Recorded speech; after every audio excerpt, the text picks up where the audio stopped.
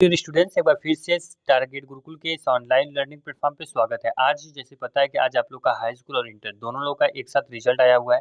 बच्चे काफ़ी परेशान हैं, बहुत बच्चे घबराए हुए हैं। बता दें पहले जिन बच्चों को ने उत्तीर्ण कर लिया अपने एग्ज़ाम को अच्छे नंबर से, उनको आने वाले भविष्य की अग्रिम भविष्य की हार्दिक शुभकामनाएँ। लेकिन जितने बच्चों का नंबर थोड़ा कम आया, जो निराश है, उनको मैं यही रिक्वेस्ट करूँगा, उनसे यही निवेदन करूँगा कि उनको बोलूँगा कि अब कड़ी मेहनत करिए। एक बार फिर से आप अपने टारगेट को अचीव करने के लिए मेहनत करिए और उसको और सुनहरा बनाइए। जो आप उम्मीद किए, उम्मीद से बेहतर आपको मिलेगा, परेशान होने की ज़रूरत नहीं है।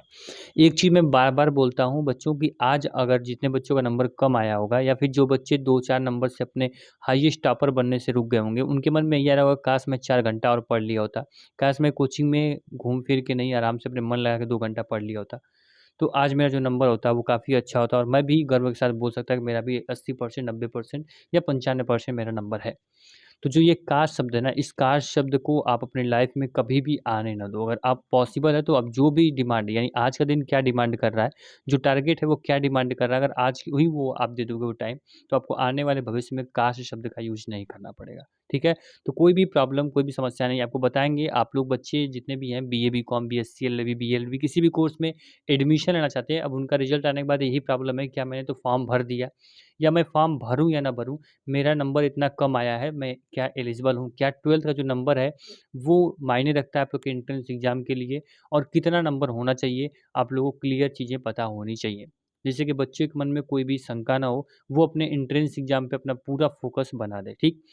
तो चलिए वीडियो को स्टार्ट करेंगे। बताएँगे कि आपको लखनऊ विश्वविद्यालय और गोरखपुर विश्वविद्यालय 2 बच्चे हमारे यहाँ हैं और दोनों बच्चे काफ़ी परेशान हैं। तो क्लियर कर देंगे बच्चों कि यहाँ पे क्या कितना नंबर आपके 12th में होना चाहिए और 12th का नंबर कितना आपके लिए इम्पोर्टेंट है एंट्रेंस एग्ज़ाम में, वो भी हम क्लियर करेंगे। अगर आप टारगेट गुरुकुल में पहली बार आए हो, चैनल को सब्सक्राइब कर लो, बेल आइकन ऑन कर लो। आने वाली हर अपडेट, इन्फॉर्मेशन आपको टाइम टू टाइम यहाँ से मिलती रहेगी।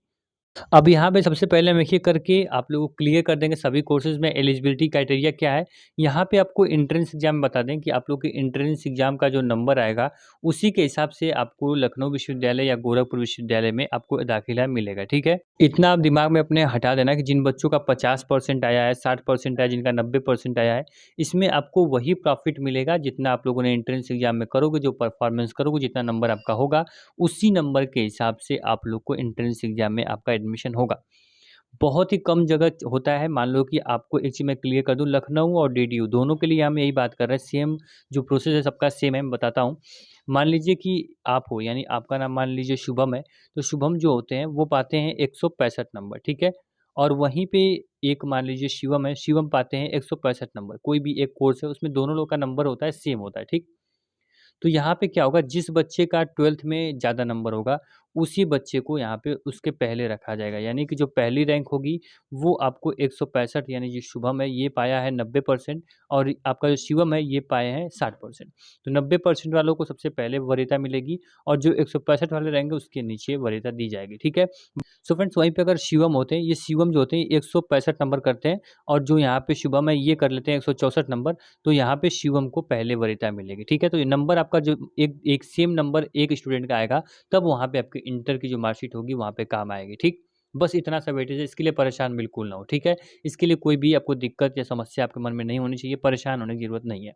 अब सेकंड चीज़ आता है कि एंट्रेंस एग्ज़ाम मैं दूँगा, उसके पहले देख लूँ कि मैं किस कोर्स में एडमिशन लूँगा और उस कोर्स की एलिजिबिलिटी क्राइटेरिया क्या है। विश्वविद्यालय कितने परसेंट वाले बच्चों का यहाँ पे एंट्रेंस एग्ज़ाम फॉर्म अप्लाई करवा रहा है, वो आपको पता होना चाहिए। तो अब देखिए लखनऊ विश्वविद्यालय एंट्रेंस एग्ज़ाम अब देने के लिए एलिजिबल हो या नहीं हो, वो चीज़ आपके लिए इम्पोर्टेंट है। तो अगर लखनऊ विश्वविद्यालय, अभी मैं गोरखपुर विश्वविद्यालय की बात करूँगा, परेशान ना हो। लखनऊ विश्वविद्यालय से अगर बीए करना है आपको, तो इन्होंने क्लियर किया है कि जो आपका 12th का मार्क है, वो 40% अंक होना चाहिए और अनुसूचित या जनजाति के लिए यहाँ पे 33% अनिवार्य है। उम्मीद करते हैं कि हमारे जितने भी बच्चे वीडियो देख रहे होंगे, सभी लोग लखनऊ विश्वविद्यालय बीए के लिए एलिजिबल होंगे, ठीक है? तो जितने बच्चे बीए का फॉर्म भर दिए, अगर आपका 40% है, तो निश्चिंत हो जाओ, सबका एडमिशन हो जाएगा। आप एंट्रेंस एग्ज़ाम में अच्छा नंबर लाओ, ठीक है? अब वहीं बात कर लेते हैं लखनऊ विश्वविद्यालय के बाकी कोर्सेज को कवर कर लें, फिर हम डीडीयू के कोर्सेज को कवर करेंगे, ठीक है।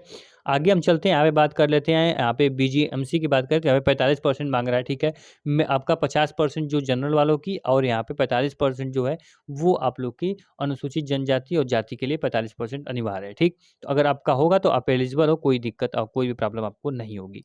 वहीं हम बीकॉम में बात करें, अगर बीकॉम में एडमिशन लेना लखनऊ विश्वविद्यालय में, तो मिनिमम यहाँ पे बोला जा रहा है कि आप लोग का कम से कम 40% होना चाहिए सामान्य एवं ओबीसी वर्ग में 40%, और जो न्यूनतम अंक होना चाहिए यहाँ पे जनजाति अनुसूचित जनजाति का ये होना चाहिए 33%, ठीक। वहीं बीकॉम ऑनर्स करना, तो बीकॉम ऑनर्स वही बच्चे कर सकते हैं जिनका इंटर में 65% होना चाहिए जनरल वालों का, और न्यूनतम अंक आपका होना चाहिए 55% अगर आप जनजाति या अनुसूचित जाति से आते हो तो। क्लियर। देखिए लखनऊ विश्वविद्यालय, डीडीयू विश्वविद्यालय का जो भी मैं चीज़ें डिस्कशन करूँगा, जो भी पीडीएफ होगा आप खुद ब खुद चेक कर लोगे कितनी एलिजिबिलिटी क्राइटेरिया क्या है। तो जो पीडीएफ होगा ये आपके व्हाट्सएप ग्रुप पे भेज दिया जाएगा। आप वीडियो देख लो, वीडियो को जाके व्हाट्सएप ग्रुप ज्वाइन कर लो, उसके बाद हम पीडीएफ उसमें डाल देंगे, ठीक। क्योंकि आपको बता दें व्हाट्सएप ग्रुप अगर अभी तक ज्वाइन नहीं किया उस अब जाके व्हाट्सएप ग्रुप जरूर ज्वाइन करें। लखनऊ डीडीयू सबके लिए अलग अलग ग्रुप बना हुआ है। आपको जिस विश्वविद्यालय तैयारी करनी है उसका ग्रुप ज्वाइन करके वहाँ पे हर अपडेट इन्फॉर्मेशन और इंपॉर्टेंट क्वेश्चन आपको प्रोवाइड किए जाते हैं, ठीक। तो यहाँ बात कर लेते हैं हम, यहाँ पे एलएलबी 5 ईयर की बात करें तो इसमें आपको देखेंगे जितने हमारे सामान्य वर्ग के विद्यार्थी हैं, अगर बीए एलएलबी करना है तो आपके पास 45% अंक होना चाहिए। और अगर आप यहाँ पे ओबीसी वर्ग से हो तो आपको 42%, और जनजाति या अनुसूचित जनजाति से हो तो आपका 40% अनिवार्य है बीए एलएलबी करने के लिए, ठीक। अगर इतना परसेंट आपका इंटर में आया है, आपको बहुत बहुत मुबारकबाद, आप यहाँ पे एलिजिबल हो। आराम से एंट्रेंस एग्जाम तैयारी करो, कोई भी प्रॉब्लम आपको नहीं आएगी। बता दें लखनऊ या रेडियो किसी भी एंट्रेंस एग्जाम तैयारी करनी है, टारगेट गुरुकुल से अच्छा प्लेटफॉर्म, बेहतर प्लेटफॉर्म, एक ट्रस्टेड प्लेटफॉर्म आपको कहीं नहीं मिलेगा। Target Gurukul mobile app download कर लीजिए। गोरखपुर लखनऊ विश्वविद्यालय की तैयारी आप आराम से कर सकते हैं। वहाँ पे एप्लीकेशन की लिंक दी गई है, वहाँ से एप्लीकेशन डाउनलोड कर लीजिए, या प्ले स्टोर से डायरेक्ट एप्लीकेशन को डाउनलोड कर सकते हैं। जाकर अपना व्हाट्सएप ग्रुप ज्वाइन करिए और पढ़ाई अच्छे से करिए, ठीक है। जितने बच्चे एलिजिबल हैं वो अपने एंट्रेंस एग्जाम पे फोकस करें, परेशान ना हो, ठीक। जो बच्चे हैं यहाँ पे बीएससी मैथ के ग्रुप से आते हैं तो 40% यहाँ पे सामान्य वर्ग के, और जो हमारे यहाँ पे जनजाति अनुसूचित जनजाति के उनको 33% अनिवार्य है बीएससी मैथ करने के लिए, ठीक। वहीं हम बात कर लेते हैं फ्रेंड्स, यहाँ पे बीएससी बायोलॉजी वाले ग्रुप की बात करते हैं। फ्रेंड बीएससी बायोलॉजी के लिए आपको कम से कम सेम क्राइटेरिया है, 40% जनरल वालों के लिए, 33% एससी एसटी वालों के लिए, ठीक। उसी प्रकार से हम आगे बढ़ते हैं। आपको बस एलिजिबिलिटी क्राइटेरिया से मतलब है, आपको कितना परसेंट आया है वो आप खुद आइडिया लगा लोगे, ठीक। यहाँ पे वीवोक करना है, वीवोक के लिए 40% जनरल के लिए और एससी एसटी के लिए 33% आपका होना चाहिए। वहीं बीएससी एग्रीकल्चर की बात करें तो कम से कम आपका 40 और 45 आपका होना चाहिए, ठीक। उसी प्रकार से आगे हम आगे बढ़ते हैं। आगे हम बीसीए की बात करें, जितने बच्चे बीसीए करना चाहते हैं लखनऊ विश्वविद्यालय से, उनका कम से कम जनरल वालों के लिए यहाँ पे 50%, और वहीं हमारे एससी एसटी जो बच्चे हैं ओबीसी के हैं उनके लिए यहाँ पे 45% नंबर अनिवार्य है, ठीक। तो बीसीए के लिए आप एलिजिबल हो जाओगे। अगर एलिजिबल हो तो आराम से एंट्रेंस एग्जाम की तैयारी फोकस करो, फालतू की टेंशन लेने की जरूरत नहीं है। यहाँ बता दें बीबीए करना तो 50% आपका जनरल, और एससी एसटी और ओबीसी के लिए यहाँ पे 45% आपका अनिवार्य है, ठीक है। तो क्लियर है, आपका बीबीए का भी क्लियर हो गया। अब आगे आते हैं कौन सा कोर्स बचता है आपका, यहाँ पे देख लीजिए इंस्टीट्यूट ऑफ टूरिज्म मैनेजमेंट, यहाँ पे सबके लिए सेम सिलेबस है 50 और 45, ठीक। फ्रेंड्स उम्मीद करते हैं यूजी कोर्सेज को मैंने कवर कर लिए हैं। आपका अगर एलिजिबल हो तो आप कमेंट से मुझे बताना जी सर मैं एलिजिबल हूँ, अब अपने एंट्रेंस एग्जाम की तैयारी शुरू करो, ठीक। अब चलते हैं गोरखपुर विश्वविद्यालय के बच्चों की बात कर लेते हैं कि उनको कितने नंबर पे वो एलिजिबल रहेंगे, उनको कितने नंबर की ज़रूरत है एलिजिबल होने के लिए, ठीक है।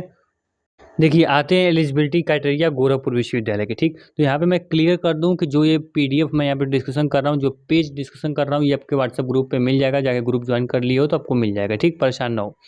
यहाँ देखो बैचलर ऑफ आर्ट, और यहाँ पे बीए की बात करें तो बीए में आपको गोरखपुर विश्वविद्यालय बोलता है कि बस आपको 12th में पास होना जरूरी है। अगर आप 12th में पास हो तो आप यहाँ पे एलिजिबल हो, आप अपने एंट्रेंस एग्जाम को दे सकते हो, और एंट्रेंस एग्जाम दोगे उसी के हिसाब से आपका एडमिशन ले लेंगे। मुझे 12th के नंबर से मतलब नहीं है, बस पास होना चाहिए, ठीक। वहीं यहाँ पे बीएससी मैथ में भी सेम क्राइटेरिया, आपको बस पास होना है। बीएससी बायोलॉजी में सेम क्राइटेरिया है। वहीं बीएससी एग्रीकल्चर में लेना तो भी आपके लिए बस पास होना जरूरी है। होम साइंस के लिए पास होना जरूरी है, बीकॉम के लिए पास होना जरूरी है, ठीक है। ये सबसे अच्छी बात है कि बच्चा का बोर्ड एग्जाम अगर किसी भी बाय मिस्टेक गलत हो जाता है, पेपर खराब हो जाता है, ठीक है, तो वो अपना एक और मौका उसके पास हो कि एंट्रेंस एग्जाम में अच्छा परफॉर्मेंस करके अपना एडमिशन कर ले और आने वाले जो उसका भविष्य है उसको सुनहरा कर सकता है, ठीक। यहाँ पे आपको परसेंटेज देखोगे तो यहाँ पे आपको बैचलर ऑफ कॉमर्स करना है तो यहाँ परसेंटेज नहीं लगेगा। वहीं आपको बीबीए करना है तो आपको मिनिमम 40% मार्क होने चाहिए, ठीक है? आपके 12th में 40% मार्क है तो आप बीबीए के लिए एलिजिबल हो, ठीक? अब यहाँ बात करते हैं बीसीए के लिए। बीसीए के लिए भी आपको 40% मार्क होना अनिवार्य है। वहीं आपको बात करें बीपीटी में 40% आपके लिए अनिवार्य है, 45% जनरल वालों के लिए। और यहाँ पे एससी एसटी के लिए बता दें तो 80% 40% आपका होना अनिवार्य है। उसी प्रकार से एमएलटी के लिए भी 40% आप लोग का एससी एसटी के लिए और 45% जनरल ओबीसी के लिए अनिवार्य है, ठीक? वहीं बीए एलएलबी करनी है आपको तो इसमें बस आपका पास होना ज़रूरी है। और बीटेक करना है तो बीटेक के लिए भी यहाँ पे बस पास होना आपका ज़रूरी है, ठीक? तो जो आपका यहाँ पे मान लीजिए कि डिप्लोमा ऑफ जर्नलिज्म करना है, बीजी करना है, तो बीजी के लिए आप यहाँ पे 45% अनिवार्य है।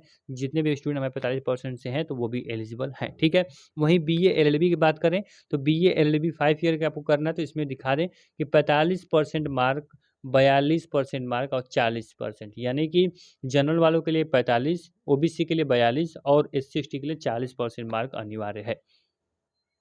तो उम्मीद करते हैं कि डीडीयू के भी सभी यूजी कोर्सेज़ को मैंने कवर कर लिए हैं। कोई भी प्रॉब्लम, कोई भी समस्या नहीं होगी। आपके एंट्रेंस एग्ज़ाम का नंबर उतना ही मायने रखता है कि बस आप एलिजिबल हो जाओ। फिर जो एंट्रेंस एग्ज़ाम का जो नंबर होगा, मैं बार-बार बोल रहा हूँ कि जितना आप परफॉर्मेंस करोगे उसके हिसाब से आपको तैयारी करोगे, उसके हिसाब से आपका एडमिशन होगा। तो अब तैयारी करने में कोई भी कसर ना छोड़ो, कोई भी कसर हम नहीं छोड़ेंगे। हम आप साथ मिल के एंट्रेंस एग्ज़ाम को क्रैक करेंगे और इतने अच्छे नंबर से क्रैक करेंगे कि जिन बच्चे का बोर्ड में कम नंबर आया है, वो अपने एंट्रेंस एग्ज़ाम का नंबर दिखा के गर्वान्वित महसूस कर सकता है। एक अच्छा उसको जो फ़ील होगा वो अच्छा मिलेगा, काश मैंने बोर्ड एग्ज़ाम में ऐसा नहीं किया तो एंट्रेंस एग्ज़ाम में भी मुझे ऐसा काश शब्द का यूज़ नहीं करना है। एंट्रेंस एग्ज़ाम जो माँगता है उसे दे दो, जितना टाइम माँगता है उतना टाइम उसे दो। अगर आप टारगेट उस बैच में हो, अगर 6 घंटे क्लास चलती है, 6 घंटा पढ़ो, ठीक है? तो कोई भी प्रॉब्लम होगी टारगेट गुरुकुल हमेशा आपके साथ है। वीडियो कैसी लगी कमेंट में ज़रूर बताना। वीडियो पसंद आए लाइक कर लेना, चैनल को सब्सक्राइब कर लो। जाके ग्रुप से पीडीएफ डाउनलोड कर लो और वहाँ से अपनी तैयारी को शुरू करो।